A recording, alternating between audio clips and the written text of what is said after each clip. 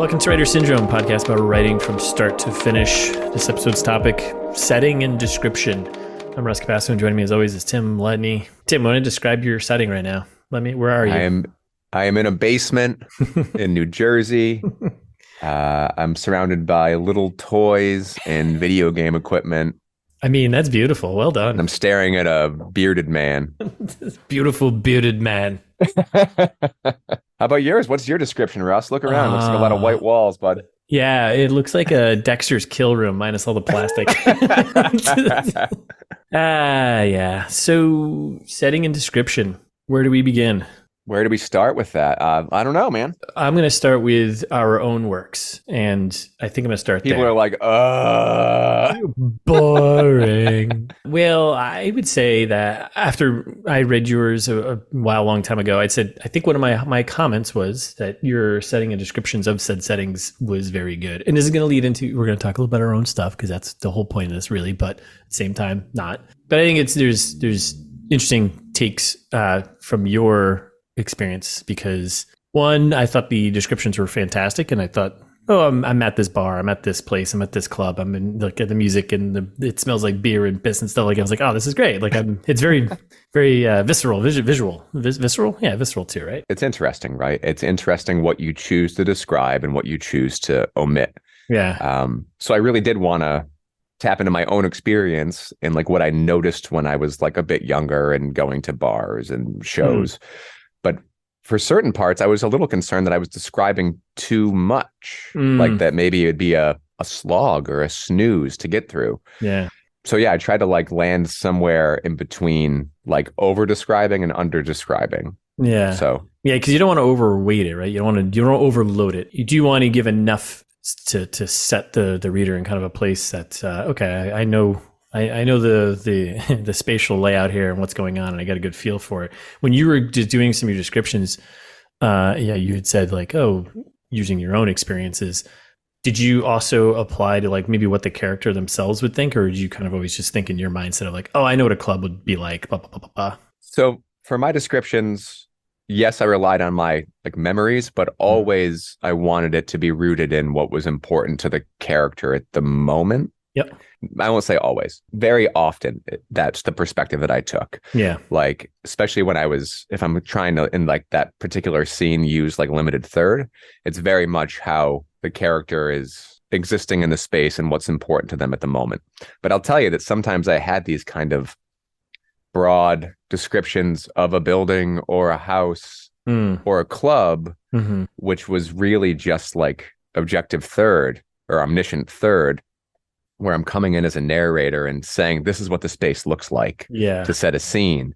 And that feels a little archaic, maybe, but I enjoy it as long as it's not a slog to completely get through. Yeah. I do feel like it helps set the scene a little bit, like an establishing shot in a movie.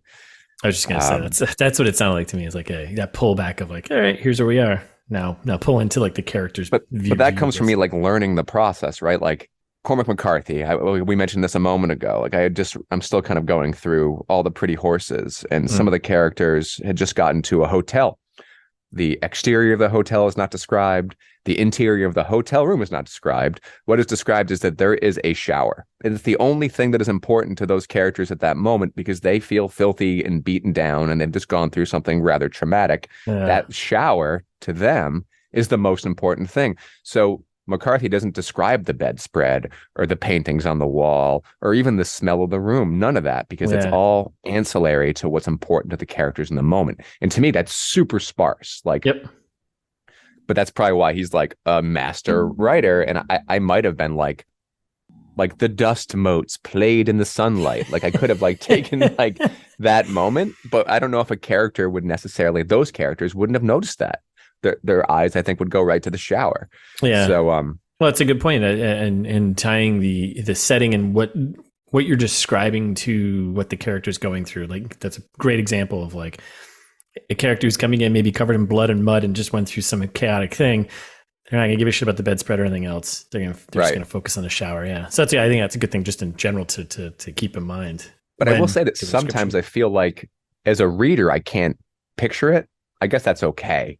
But it feels kind of floaty. Yeah. Whereas I'm reading Anne Rice as well right now, and her descriptions like sometimes are very detailed.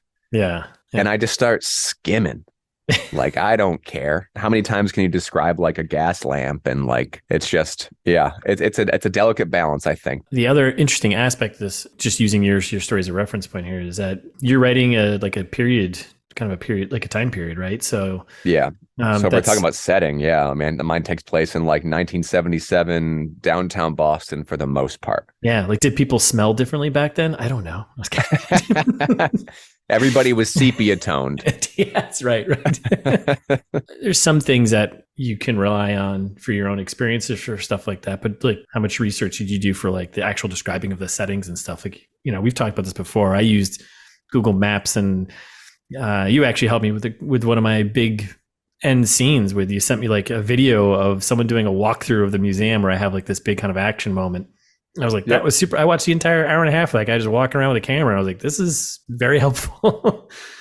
The guy walked through like the action scene I was trying to do. So yeah, same thing. So like for mine, I relied on like still photography of downtown Boston at the time, like anywhere from like 75 to 80, I felt okay about. Yeah. But then like when it came to describing a club where one of my big kind of action beats takes place, which is like the Rathskeller in Boston.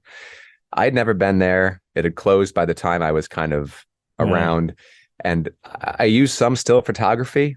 And then I used like YouTube videos of like CBGB's and Max's Kansas City and places in New York that I kind of transplanted to Boston. Yeah. To Boston. I mean, same bands, I'm sure. I'm guessing similar fashion, but I didn't have a one-to-one. I couldn't do as much research as I wanted to about that particular club. But so I just took that time period in a different city. Yeah, I think that's different clubs. I think that's fine. I think that's you're still capturing the same feeling. I mean, of what's going on within the scene with those bands playing. And especially, I mean, for me, it was like not only like setting, but descriptions, like character descriptions and fashion is really important to my story. Yeah. So I had to like come up with like a portfolio of, late 70s punk and disco and just general public fashion to kind of rely on what existed and what didn't exist, what was out and what wasn't out. I think in the end, it's accurate. My description of the late 70s is accurate down to the month. Yep. But it took a lot of doing, especially even with music that was out, songs that were out, backpacks, cars. And you got me that I was being a little too detailed. I kind of threw myself into that. I almost like leaned into details and descriptions to like prove I had done my homework. Like, don't worry, everybody, this is accurate. Yeah. This is the type of helicopter and this is the type of Beretta. And it was too much. And I've actually reduced that a little bit, even though I like want to get extra credit for my research. I think it's a little too, it was just too detailed. Yeah. Well, I mean, that comes back to one of our last episodes of the genre expectations too, right? Like for your story, is it necessary to describe particular things like the helicopter and the guns down to like the, detail? It's almost, you're kind of leaning into my category of thrillers. Like, in my genre, like that'd be a little bit more expected, like, getting into those details. So I think for me that it's another one of those instances that it's like a symptom of being a first time novel writer. Yeah, I've written a ton, but I want to make sure that it comes across that you're in good hands. I did my homework. Yeah. But in a way, I think it also comes across if you do too much of it as like a little try-hardy, because you're right. I'm out of genre expectations. That is not anticipated in the genre that I'm writing in. Like nobody cares that this type of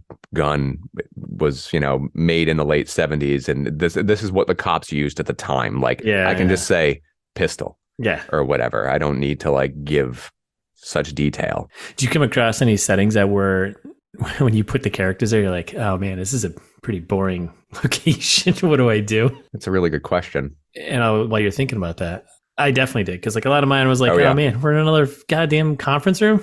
How do I just how much extra coffee and I don't know snacks are on the table this time? Like, Yeah. And one of the things I did flex, I mean, yeah, it's like there's FBI field offices. We're in like a NASA conference room. Like a lot of my locations are that. And I started thinking about, looking at just doing, again, research and looking at the conference rooms and stuff like that, which is ridiculous. But describing like the size of the TVs or if there was windows, they could overlook something, or if maybe the space needed windows, I just put them in there and be like, you could now describe the city skyline or something like that, something else. Mm-hmm.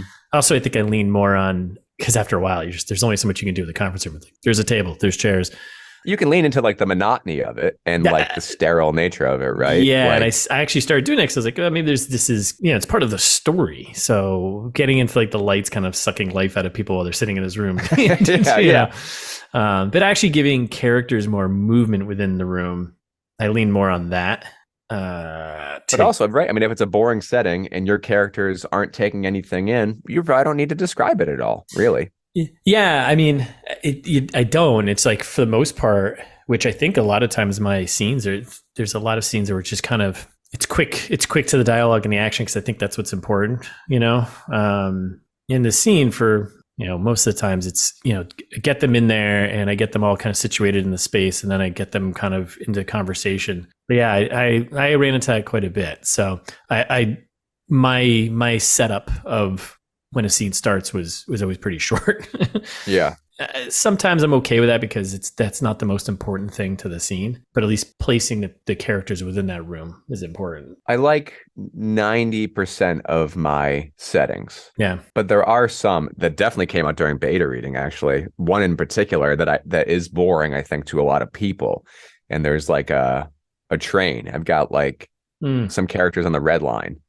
And most of my beta readers are very familiar with that. I mean, it's the equivalent of an Office Space. It's like, oh, it's a train. Like, who cares? Yeah. And I'm kind of wrestling with that right now. But otherwise, I feel like I've got like meat packing plants and like, junky heroin, like bridges. Bridge. Yep. Yes. The bridge is actually, that was kind of a hard one, I think. But yeah, for the most part, I feel pretty good about where my characters are most of the time. Yeah. Oddly enough, I have the hardest time when I have my characters traversing the city, because it's huge and it's where do you kind of point them if you want to. I mean, because it's so overwhelming. It's not a space. So it's really just, I leaned on like what the characters were doing and interacting with, as opposed to, or like, I have like one bit where like, the Prudential feels like intimidating or imposing or something, like big skyscraper-y stuff. Yep. But I'd say that's probably a potential weak area. I think it's maybe a little too big. I lean more on character movement than description. Yeah, I think kind of similar case. Like my characters jump around to different locations, and there's definitely some really fun ones when they're at like the telescope. I mean, when they're outside and looking at these telescopes against the backdrop. That's a really cool setting. Of like nothing. It's like, it's pretty cool because you got this crazy piece of technology out in the middle of just nature, which is kind of a nice juxtaposition there. And then, main character goes to Seattle and there's like a chase sequence through like the park. I really love that because just building up like the everyday life kind of passing by while this one character is dealing with something that just like crazy happened. Yep. Those are fun. And then kind of touching on some of like the more touristy locations of Seattle was a lot of fun. But yeah, I got a lot of hotels, I got a lot of conference rooms, which I think I'm getting better at. And I think now looking back, I think in like my later drafts, I was injecting a little more life into those kind of sterile settings. I think it's okay that I was like, describe them in a sterile way because I need to be. Yeah, I'll say like even though I did have hesitation about doing those kind of, because I'll tell you what, they didn't exist in my first draft. Those setting descriptions that you say that you enjoyed, thank God, those didn't exist in the first draft. Yeah. It wasn't until second and third that I started inserting them. A little of it kind of came from, at the time I was reading Kuntz and King, two very different approaches to setting and description. Yeah. Kuntz often does the establishing shot, whereas I think King is more of a what's important to the character at the moment. Yep. But I like kind of prosaic descriptions. Like I personally have an affinity towards that. So my rule of thumb was that I can describe it as long as it's reflective on the character. Yep. So I can describe this person's house if it's reflective of like with their life or a change that's coming up or something, or what they're trying to break free of. It was never just description for description's sake. Yep. And that was my rule of thumb. Whether that's right or not, it felt right at the moment to me that it wasn't just like, look how well I can describe a thing. It's like, describing this is building character at the same time. That is also kind of an interesting thing. Yeah, building character while you're keying in the things that they may notice, and that might give you a little insight as a reader, might give you a little insight of like who this character is. And it's weird, like some settings and descriptions hit while others don't. Like, I write about Fenway in like a Sox game. You liked that part, but you also have a lot of experience being in the place, so who knows what, like, once again, like, reading is a communal collaborative experience, so you're bringing your own experience, you're filling in the blanks of what I'm not describing.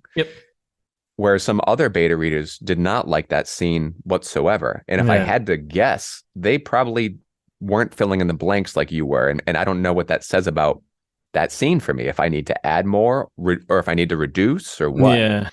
Yeah, I just think they weren't Red Sox fans. Yeah, it's kind of interesting finding that balance. There was another thing I noticed. I did it. Man, my first couple drafts, it was literally stick figures, like, and then they entered a room. There were lights. There was chairs. They sat. They talked. I was like, God damn, this is terrible. And I think what I did, like, in my later drafts, and I'm kind of holding off and doing it now because I'm pretty much like draft lock at this point.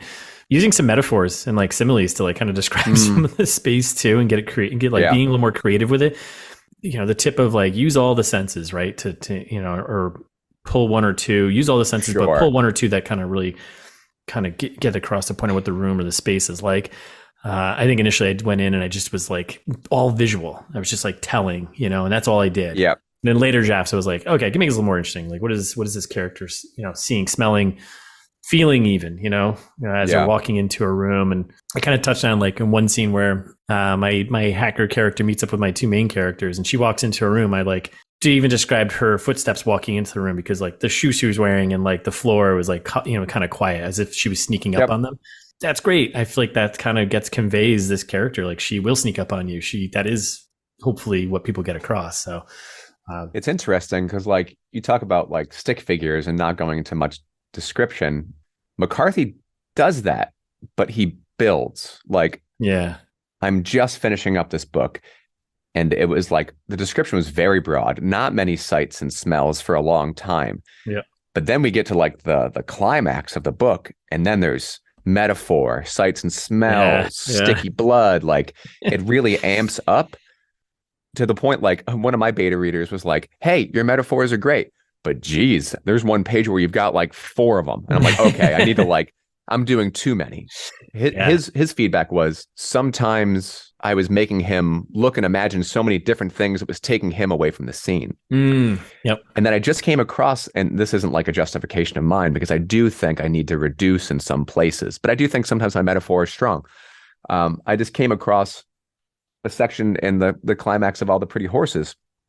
It's 3 or 4 in a row, like rapid fire. And I was like, whoa, like even established authors sometimes do it. And I think it was very, very intentional. And I almost feel like McCarthy was holding back until that moment for maximum effect. Maximum effect. Yeah. Yep. Which was really interesting, right? Like, having those tools and being so restrained in their usage until you need them. That is interesting, because I had similar issues where I was using too many like similes or, you know, metaphors in like a kind of rapid succession, and my editor was like, hey, you got 3 in a row here, pick one. You know, I like this one, but choose the one you like, and then save those other 2 and use them somewhere else. And I was like, yes. Economy of words, and it's okay. I don't have to just delete those. I can place them somewhere else because they are, you know, good and descriptive. So I guess, I mean, when I say metaphor, I guess I mean simile for mine.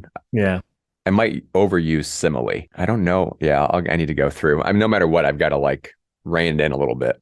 Where do you find, and this might just, I think this is just a kind of a general, I don't know, maybe it's a general rule of thumb, but I'm kind of basic 101, but getting into that description, typically it's going to happen within like the first paragraph of like a scene, right?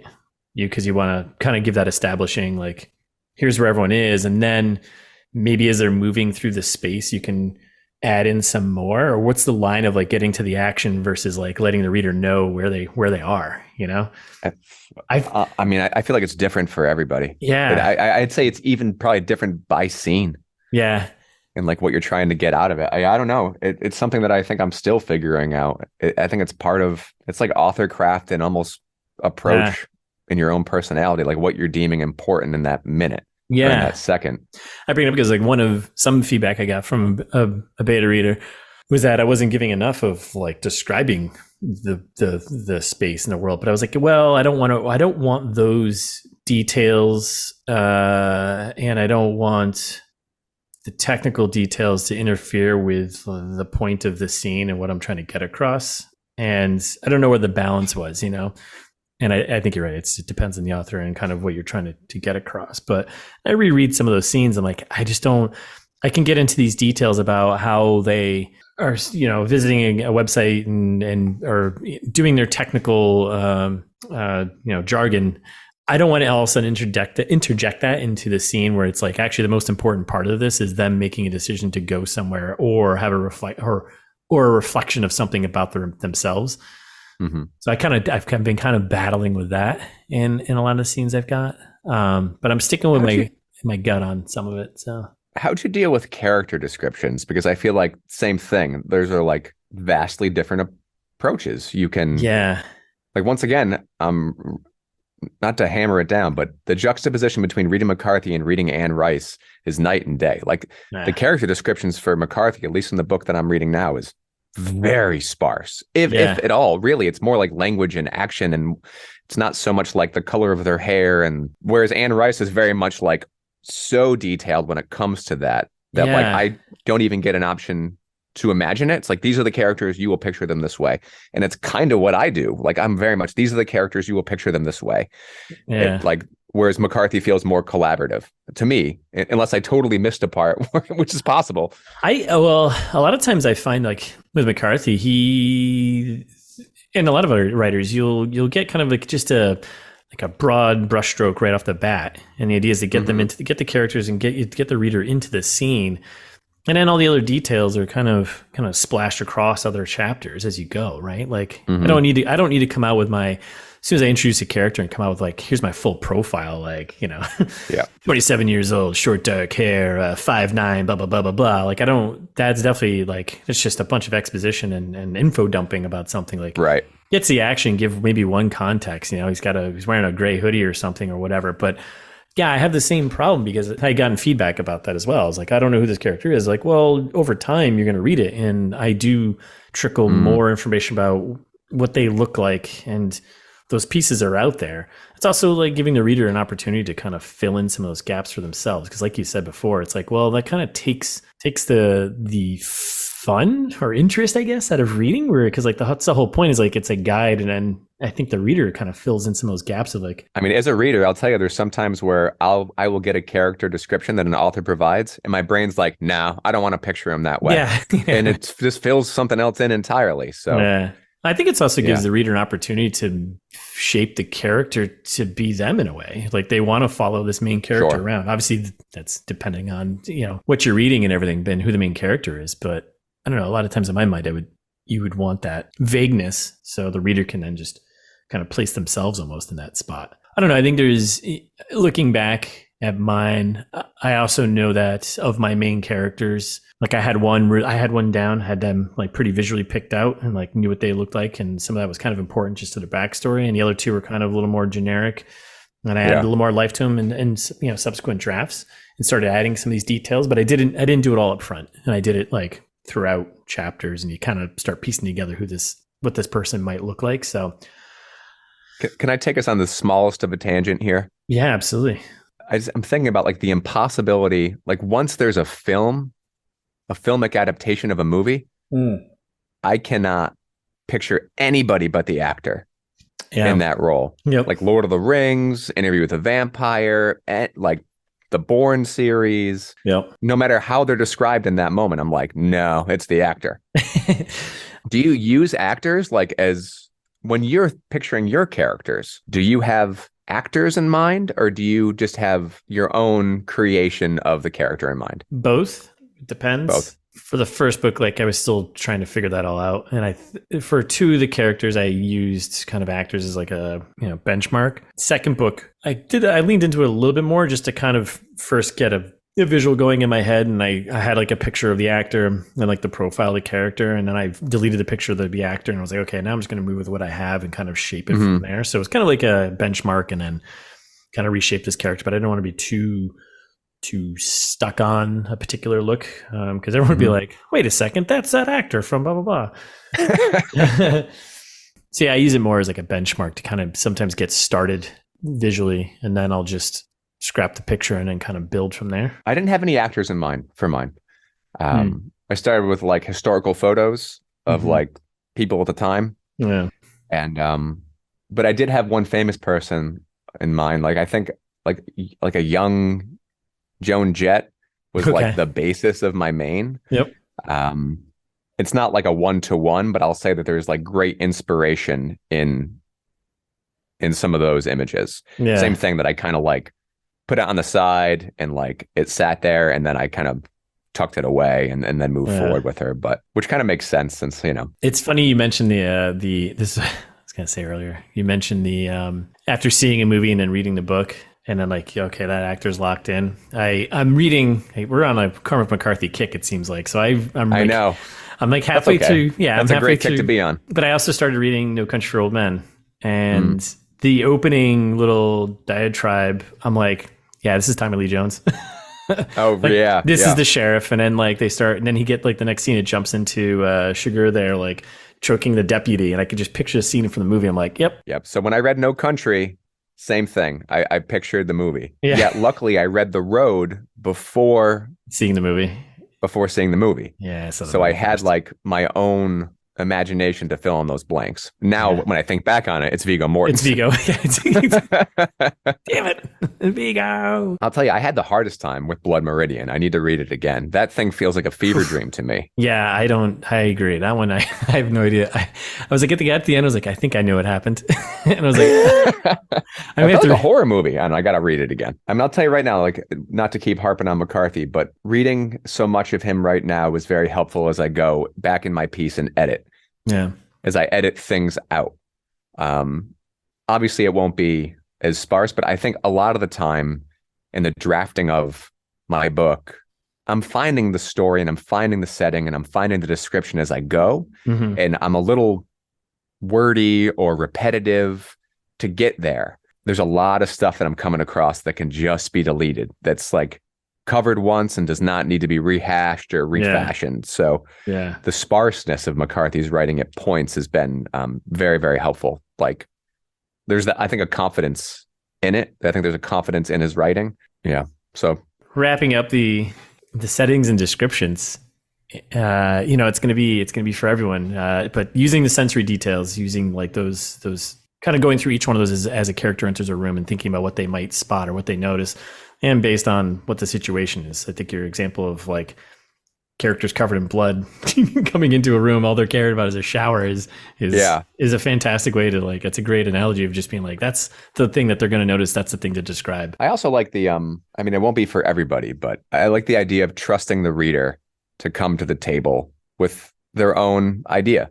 Like you don't need to fill in every square for them. Yeah. They're going to fill it in. So if anything, if you give them too much, it might get exhausting. Keeping it simple and not going too overboard where like the reader gets it, where that becomes a focus and not what you're trying to get across of like what the importance of the scene, right? What is the important part of the scene? I mean, we've already been talking about a lot of the stuff we've been reading, but have you been reading anything else? Or you just been on all the Pretty Horses right now?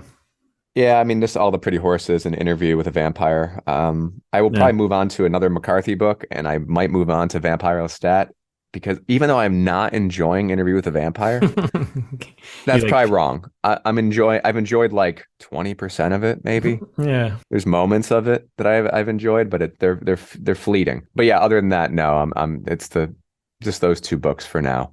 Yeah, and then as far as watching, I watched the original Blob, which was great. I'd never seen it before, which is crazy. Yeah. And then I watched the remake, like the 88 remake, which was co-written by Frank Darabont, by the way. Oh, really? Crazy. Did not know that. Did not realize. It's fine. I'm really happy that I didn't watch it before I started writing my book, because that movie must have lived in my subconscious. Same with, I started watching Chud as well. Same thing. I think those movies live in my subconscious. And it was just, even though they're varying degrees of quality, they were formative for me. So there's certainly a lot of DNA from those movies in my book. How about you? What do you? I'm pulling a you now. I know you like to read across many books at one time. Yeah, it's great. Interview with the horses or something. My brain would mash those together. All the pretty vampires. All the pretty vampires. Yeah. I think last time I had started the Black Dahlia. I finished that. James Ellroy, LA noir, detective, late 1940s stuff. Kind of a classic in that genre. Crime fiction at that time, and taking place around the real Black Dahlia murder, but having these fictional characters kind of go through their own stories. Very good. I very much enjoyed it. It's in talking about setting and description of the crime scenes. I was like, yeah, I can. Oh, is it really gratuitous? I was like, I can picture this. It's not so much as gratuitous, but it's visceral. It is there. It's like, okay, but it's, part of like a crime scene. Like, this is what this detective is seeing. Like, this is what they're investigating, right? So they kind of has to get into those details. And I'm just like, I'm having the same, which is great, because like I'm having kind of the same reaction that like the characters are having when they see this, and they're just kind of like, they react to it. It's not like they're like, oh man, here's another body that's been cut in half. It's like, you're kind of like, this is kind of gross. I don't feel good. Yeah. And even in the autopsy scene, like, again, just going through it and like even more detail and getting into like kind of the more technical aspects of doing an autopsy, which that's the scene and that's the kind of the point. And even that scene, the character's like, I had to look away, and I was like, yeah, me too. You know how sometimes, especially in low budget movies, but they'll say it for all movies, it's okay to cut away from something that's gratuitous, because what the reader can imagine, or what the viewer can imagine, is way worse. Yet I don't think that works for books. No, I think you got to get in there. Yeah, I think you kind of do. I mean, and especially again the genre and what this was, but it was good. I very much enjoyed it. It gets like, I don't want to give spoilers for it, but it gets a little kind of crazy, convoluted towards the end. But still very much enjoyed it. And I'd read more of his stuff. And then I started the Sutri. I keep pronouncing it incorrectly. I don't know how to pronounce it. Like I said earlier, it is the most beautiful, boring book I've ever read. And it's like, yeah, you'll spend an entire chapter kind of doing nothing. But I think that's the point. It takes place in like the late 40s. You're following this character, and I think it's Memphis, Tennessee, and it seems like he's kind of transient, or like a homeless, borderline homeless, kind of just living life. Came out of prison, basically just living the day of the life of this character throughout the book and over time. And you kind of start learning more about the character and why they went to jail. And it's more of like the character is like the eyes for you, the reader, of this world and the time period. So descriptions get detailed, but then you're like, wow, this is such a mundane thing. But I think that's the point of it. It's interesting, but I'm like halfway through that. And then I just started No Country for Old Men, and I got just through like the first chapter or two. Definitely a different feeling and vibe already of compared to Sutri there. But yeah, those are the two. And then I've got I get The Perfect Spy by John le Carre, the spy. You are reading a lot of books, man. Yeah, I got to get through them. And yeah, it's good. I just read the first chapter, and I was like, I don't know what's going on. So it jumps around. It's definitely like third omniscient, and jumping, like head hopping from different characters and jumping scenes all in the same chapter. Just like every paragraph. So I'm like, I don't know what's going on. A lot of characters introduced. Yeah, that's about it. Well, that's it. I think that's it. That's our episode. What do we got next? I think next we are going to dive into launching a book. Because you will be launching a book. I will be launching a book in the next month or two. Oh, I'm so jealous / inspired. That's awesome. Get in there. Get it. So yeah, we're going to be talking about kind of launching a book. There's a lot to it. A lot of steps involved. Hopefully I'll know more as we get there, and I will talk about all the mistakes I made going to get there. So that's our episode. Thanks for listening. If you enjoyed the episode, think someone else might, pass along to them, let them know. If you've got a topic idea or any feedback, you can find us on Twitter. Still, we're doing that. Writer. We're back, and Instagram, right? Yeah. So Twitter, you can find us at writer_syndrome, and we're on Instagram. We're just building that up. So go follow that. And we're going to get into sharing some of the books that we're reading and stuff like that. That's Writer Syndrome Books. If you want more episodes and more contact info, you can find us all of that at writersyndrome.com. Guess join us next time. And until then, just keep writing, but keep it simple. Yeah. Right? Sounds good. All right. All right. We're done.